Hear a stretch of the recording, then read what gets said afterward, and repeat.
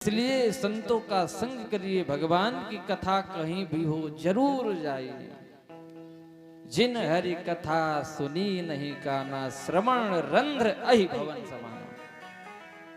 कहते हैं जो भगवान की कभी कथा सुनने नहीं जा पाते तो उनके जो कर्ण हैं, ये कान हैं, श्रवण रंध्र अहि भवन समाना।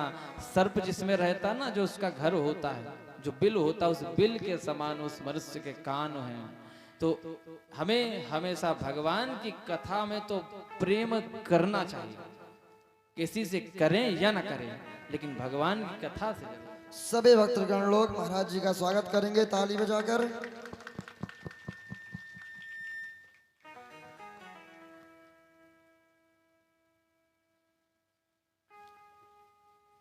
तो जीवन का सार यही है कि भगवान की कथा यदि सुन ली तो जीवन धन्य हो गया। अच्छा एक बात और, कभी आपने सुना कि वो कथा सुनने जाते थे इसलिए वो बिगड़ गए? कभी आपने सुना कि वो कथा रोज सुनते थे इसलिए बिगड़ गए? कभी नहीं सुना होगा। ये जरूर सुना होगा कि वो कथा जब से सुनने लगे तब से वो सुधर गए, ये तो सुना होगा। अब ये सुनने के बाद भी हम कथा सुनने ना पहुंचे तो कितनी बड़ी भूल है हमारी, आपकी बहुत बड़ी भूल है। भाई हमें पता है कि ये दवा हमें फायदा करेगी और उसके बाद भी हम उस दवा को कहते नहीं ये तो मैं नहीं खाऊंगा, तो ये तो स्वयं गलती कर रहे हो। उसमें परमात्मा का दोष नहीं, परमात्मा तो आपके समक्ष है, उसके बाद आप स्वयं ना उस परमात्मा के पास जाना चाहें तो वो आपकी गलती। कहते हैं आप परमात्मा के लिए एक कदम आगे बढ़ाइए, वो 4 कदम बढ़ा करके आपके पास आता है। कोशिश तो करिए।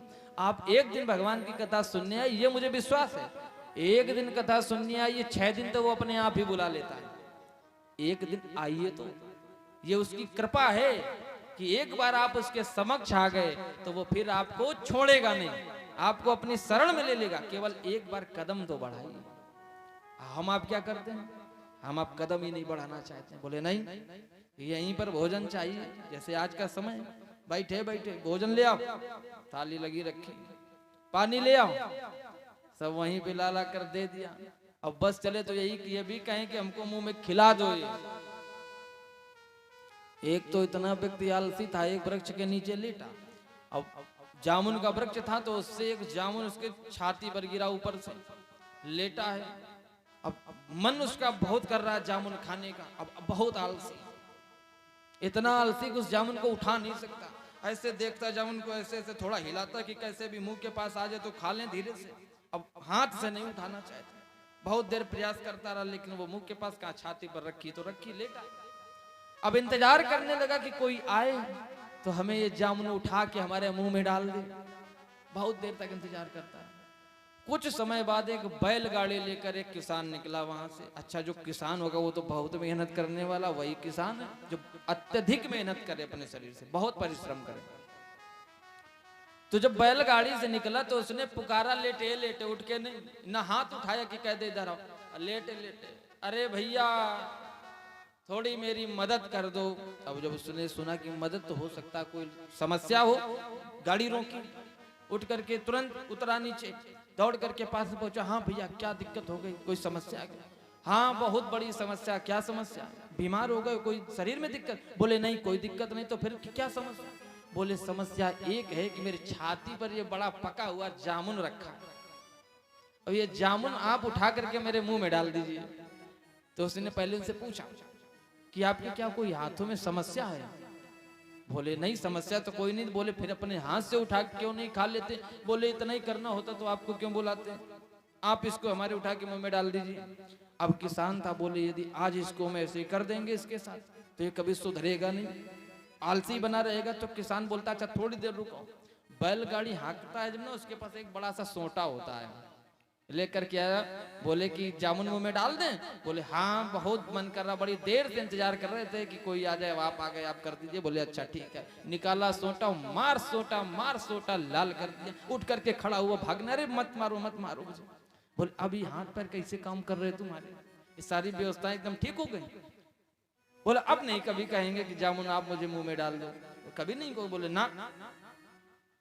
तो ऐसे आलसी को उस किसान ने सुधार दिया। अब ऐसे ही आज का मनुष्य है, आज का मनुष्य क्या है कि सब कुछ वहीं पर चाहता है, सब कुछ वहीं प्राप्त हो जाए। वो तो ये चाहता कि यहीं बैठे ना भगवान हमारे पास खुद है, चल के आए हमसे और हमसे प्रार्थना हमसे करें कि तुम हमारी कथा में आओ तब जाएं। लेकिन ऐसा नहीं, भाव हृदय में होना चाहिए कि भगवान की कथा, अरे हम तो जरूर जाएंगे, ये भाव होना चाहिए। तो हमेशा इस बात का स्मरण रखना चाहिए मन में कि देखिए संसार में कितना भी कुछ कर लेना, ना तो कुछ लेके आए ना कुछ लेके जाओ, केवल जो कथा सुन लोगे तो जीवन जरूर सुधर जाएगा। ये मैं विश्वास के साथ कहता हूं। जिसने कथा सुनी उसका जीवन सुधर गया, और जिसने कथा नहीं सुनी, भगवान से दूर हो गया जो, तो उसका जीवन बिगड़ गया। अपना तो बिगाड़ा ही, अपने आने वाली पीढ़ियों का भी जीवन बिगाड़ दिया उसका। तो धर्म कर्म ना कर पाए, आपके पास सामर्थ्य नहीं, लेकिन यदि कहीं धर्म कर्म हो तो हमें जोरदारी से उसमें जाना चाहिए, हैं? और हम तो ये भी किसी से नहीं कहते हैं कि कोई हमें कुछ दे जाओ। भगवान की कथा है, जो श्रद्धा हो समर्पित करो, ना श्रद्धा हो तो कथा जरूर सुनो, परम आनंद प्राप्त होता है। भगवान की कथा देखिए, भागवत युग की जो पोथी है, हम आप इसको क्या समझते हैं, साधारण सी पुस्तक, लेकिन नहीं। भागवत क्या है, इसकी व्याख्या भागवत में ही है। भागवतम कृष्ण में वही, कृष्ण में वही भागवतम।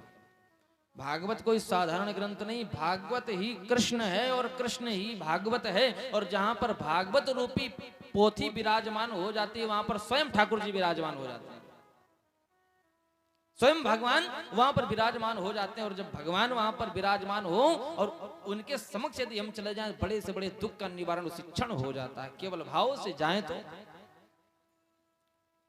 और एक बात, हमारे यहाँ कोई मेहमान आ जाए,